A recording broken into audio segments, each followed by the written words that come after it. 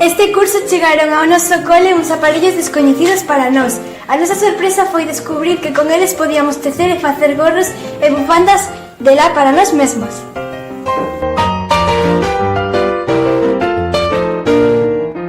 Rapidamente pusémonos mans á obra e deixámonos voar a nosa imaginación. Cada quen escolleu alá o seu gusto, das súas cores favoritas e pusémonos mans a tecer.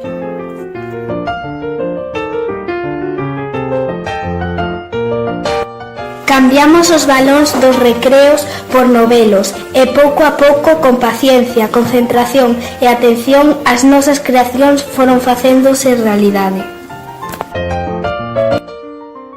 Cada neno e nena de quinto e sexto fixemos o noso propio gorro que ademais aproveitamos para lucir na nosa actuación do Festival de Nadal.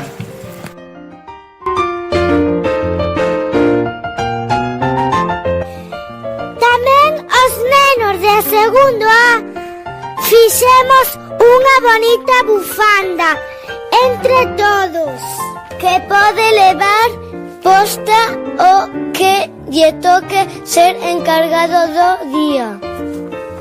Pero gustounos tanto esta actividade que quixemos repetir.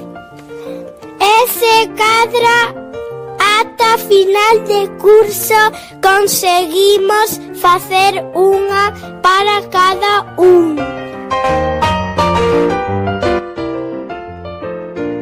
Pero iso non é todo.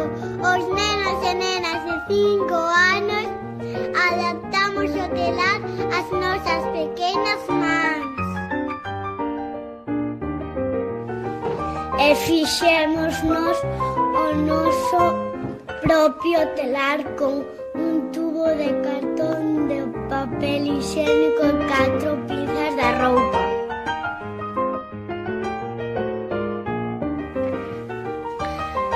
Reciclamos, reutilizamos, creamos.